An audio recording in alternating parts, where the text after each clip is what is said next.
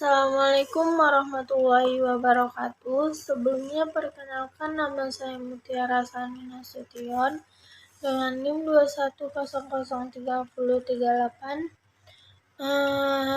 dari Prodi Pendidikan Luar Biasa. Di sini saya akan memenuhi tugas saya, di mana mata kuliah tersebut ialah mata kuliah Administrasi Pendidikan dan Supervisi Pendidikan.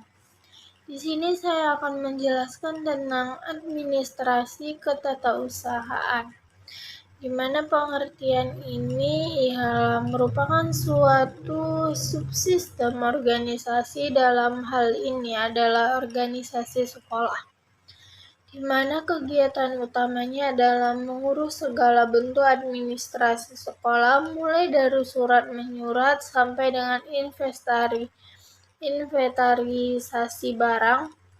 Bisa dilihat dari pengertiannya, maka tata usaha tidak hanya menyangkut kegiatan surat menyurat saja, tetapi juga menyangkut semua bahan keterangan dan informasi yang terwujud.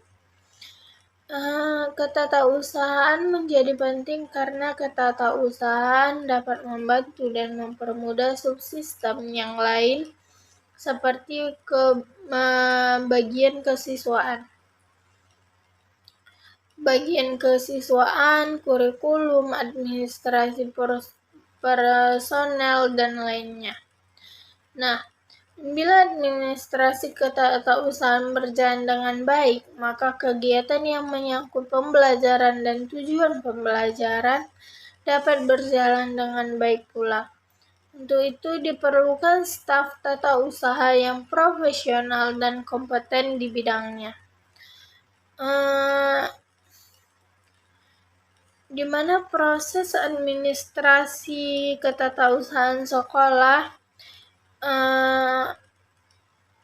terbagi menjadi dua bagian, yaitu proses persuratan dan proses kearsipan. Proses persuratan atau tata cara persuratan di lingkungan Departemen Pendidikan dan Kebudayaan diatur dalam Kementerian Pendidikan dan Kebudayaan Republik Indonesia. Di mana menurut Kementerian Pendidikan dan Kebudayaan Republik Indonesia, surat merupakan suatu sarana komunikasi yang digunakan untuk menyampaikan informasi tertulis oleh suatu pihak kepada pihak lain. Dan kearsipan atau penataan arsip. Kearsipan adalah sebuah sistem yang dikembangkan untuk mengatasi permasalahan dokumentasi informasi.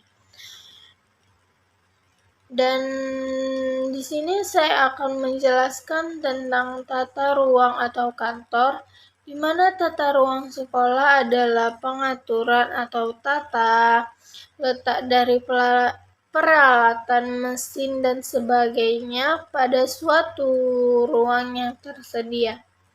Nah, tata ruang sekolah dipengaruhi oleh beberapa hal, yaitu pencahayaan, pewarnaan, bangunan, kondisi udara, dan tingkat kebisingan atau suara.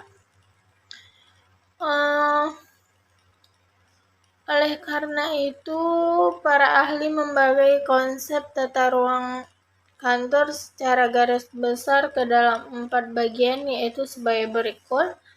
Konsep tata ruang kantor tertutup, yaitu tata ruang kantor dengan penempatan ruang kantor yang dipisah dibagi ke dalam ruang-ruang kerja atau ruang yang dipisahkan oleh tembok atau penyekat yang terbuat dari kayu, biasanya untuk bekerja dengan kerahasiaan yang tinggi.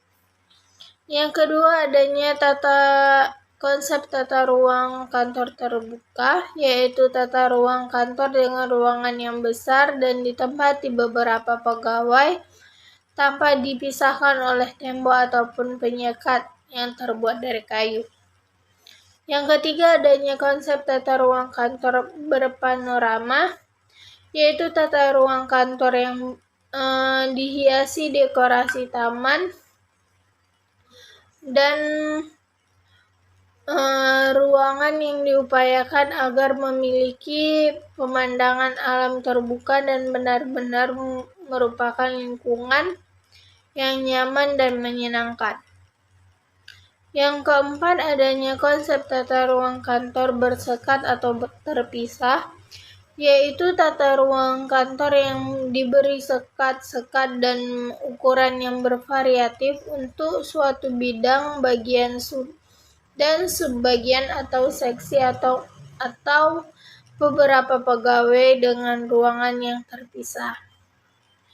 Nah, di sini adanya peran guru dalam administrasi ketatausahaan sekolah ialah administrasi ketatausahaan merupakan subsistem organisasi. Dalam hal ini adalah organisasi sekolah. Kegiatan utamanya adalah mengurus segala bentuk administrasi sekolah, mulai dari surat menyurat sampai inventarisasi barang.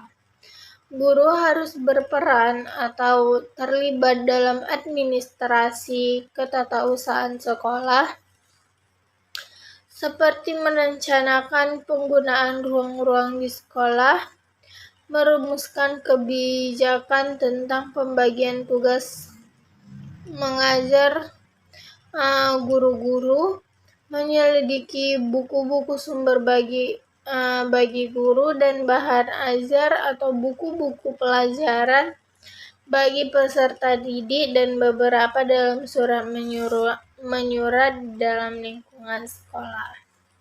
Nah, sekian pemaparan materi saya tentang administrasi ketatausahaan sekolah. Saya ucapkan Assalamualaikum warahmatullahi wabarakatuh. Sekian dan terima kasih.